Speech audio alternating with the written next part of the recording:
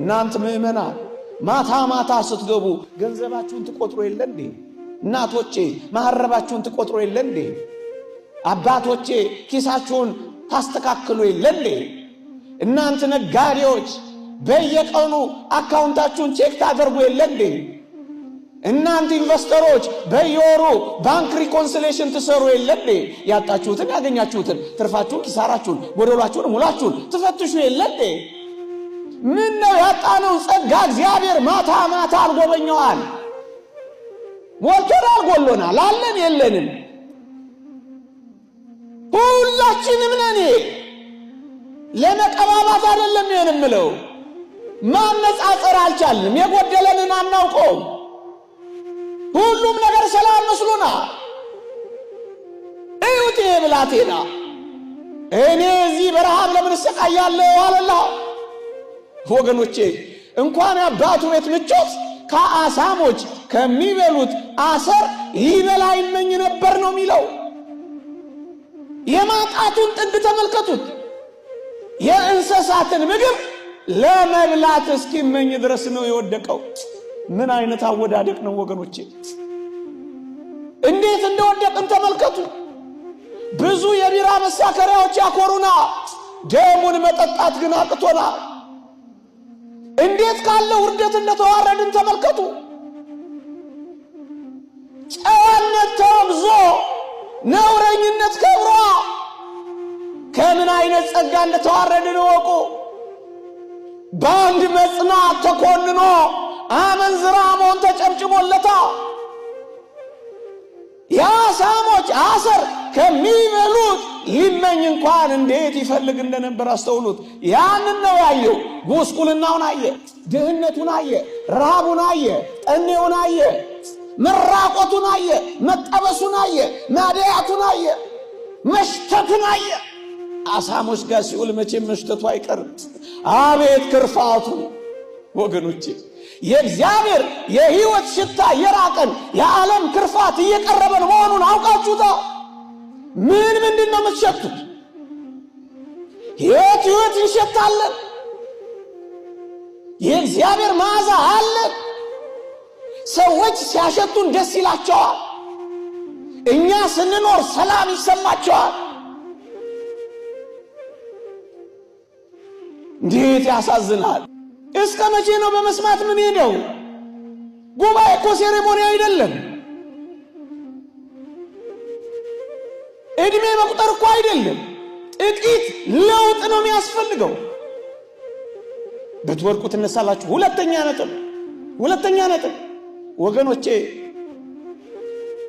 ኃጢአት ሰርቼ እንደገና በወርቅስ እያላችሁ ከኖራችሁ እርግጡን እንነጋገር፣ ምናልባት እስከ ሞት ድረስ ኃጢአት ላይ ርቀን ይችላል። እደግመዋለሁ፣ እስክንሞት ድረስ ከኃጢአት ላንነጻ እንችላለን።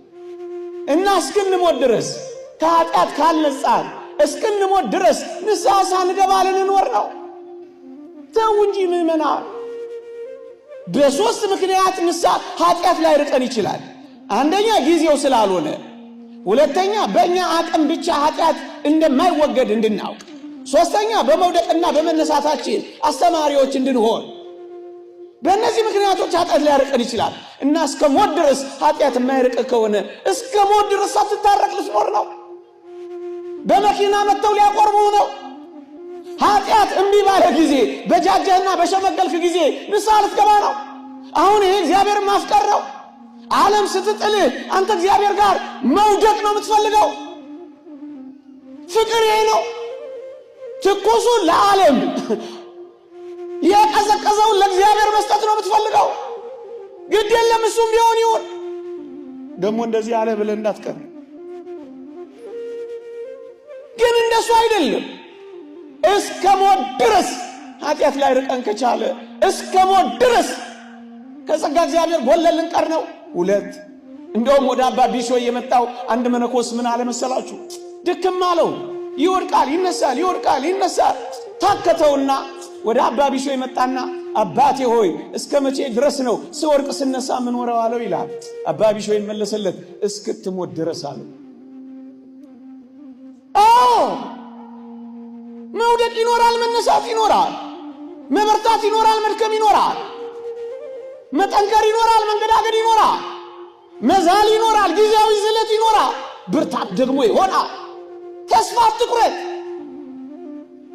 እንደገና ብለህ አትፍራ። 2 3ኛ ላለመውደቅ ሁነኛ መፍትሄውን ቤተክርስቲያን ትነግርሃለች። በኃጢአት እንዳልወድቅ ብለህ ከፈራህ ኃጢአት ውስጥ መሆን አይደለም መፍትሄው፣ ንስሐ መግባት ነው መፍትሄው። እደግመዋለሁ፣ ከንስሐ መራቅ አይደለም መፍትሄው፣ ወደ ንስሐ መቅረብ ነው ላለመውደቅ መፍትሄው። ለዚህ ነው መጽሐፍ መነኮሳት በቤት ውስጥ ድል ያልነሳውን ሰይጣን ከቤቱ ውጭ ሆነ እንዴት ድል ትነሳዋለህ የሚለው። ከንስሐ ርቀህ እንዴት ድል ትነሳዋለህ? ከዕጣኑ ርቀህ እንዴት ድል ትነሳዋለህ? ከቁርባኑ ርቀህ እንዴት ድል ትነሳዋለህ? ማሸነፊያው እኮ እዚህ ነው ያለው። ኃይሉ እኮ እዚህ ነው ያለው። ማሰራጫው እኮ እዚህ ነው ያለው። ድል ማድረጉ እኮ እዚህ ነው ያለው። የት ውጭ ትላለህ? በቤቱ ውስጥ ነው ድል ያለው። ከቤቱ ውጭማ ሽንፈት ብቻ ነው። ሌላ ትምህርት ያስተምራሉ አባቶቻችን። ምን ይላሉ? በበደሉ ላይ ድፍረትንና ሽንገላን ቢጨምር እየበደለ አልበደልኩም ብሎ እንደ ጻድቅ ለመኖር ቢፈልግ ማለታቸው ነው። እየበደለ በበደሉ ላይ ሽንገላን ቢጨምር ማለትም በድሎ ሳለ አልበደልኩም ቢል ከዛች ኃጢአት መጠበቅ አይችልም፣ እርሷን በሚመስል ኃጢአት ከመውደቅ አይድንም ይላል። እየበደልክ እንዳልበደለ ሰው ከኖርክ ከምትቀጥለው ኃጢአት መጠበቅ አትችልም፣ ከሚመጣው ኃጢአት መጠበቅ አትችልም። ታዲያስ ላለመውደቅ የምትፈልጉ ሁሉ ንስሐ ግቡና እንዴት እንደምትበረቱ ታውቃላችሁ። ለምን መሰላችሁ? ንስሐ ስንገባ ረድኤተ እግዚአብሔር ይቀርበናል። መንፈስ ቅዱስ ያበረታታናል፣ ያግዘናል። ወገኖቼ ጸሎቱ፣ ቀኖናው፣ እንባው፣ ስግደቱ፣ ሱባኤው፣ ጾሙ እያበረታታን ይመጣል። ደግሞስ መምህረ ንስሐችን ስለኛ ይጸልያል። ደግሞስ ጠባቂ መልአካችን እኛ እጆቻችንን ስንዘረጋ ኦጊረስ የተባለው ሊቅ እንዳለው እሱም አብሮ እጁን ይዘረጋላ። ይሄ ሁሉ ደጋፊ አለ። እንደ ደመና ዙሪያን የሚከቡ ቅዱሳን አሉልህ። ብቻህን አትሆንም። ያኔ ያ ማለት ምን ማለት ነው? ስትገባ ትበረታለህ፣ ስትጨክን ያስጨክንሃል። አንድ ስትመጣ ዲያብሎስ ይርቅሃል። እዛው እየኖርክ እንዴት ትለወጣለህ? 3ኛ 4ኛ ወገኖቼ አንዳንድ ሰዎች ንጹህ ሆነን ነው ንስሐ የምንገባው። ንስሐ መግባት በራሱ እኮ ለንጽህና ነው። ንጽህናን የምናገኘው እኮ በንስሐና በቁርባን ነው። ወገኖቼ ንጹህ ህይወት መኖር ከፈለጋችሁ ከረከሰች ህይወት አሁን ጀምሩ። ወገኖቼ ዝም ብላችሁ በመመላለስ ብቻ ንጹህ ህይወት ጋር አደርሱም። ይልቁንም ከደከመች ከረከሰች የህይወት ስንጀምር ግን ቀስ እያልን ወደ ንጽህና እንደርሳለን። ራሱ ፍጹማን ያደርጋችኋል ተብሎ የተጻፈው ቃል እኮ ለዚህ ነው። ግድ የለም ብርቱ ጸሎት ላይ ለመድረስ ከፈለጋችሁ ከደካማ ጸሎት ዛሬ ጀምሩ።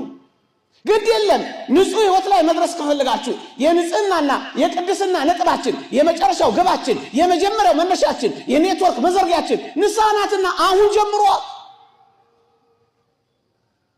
አሁን ወገኖቼ ምግብ ልንበላ ስንል እጃችንን እንታጠባለን መቼም አይደለም? አሁን እንታጠባለን።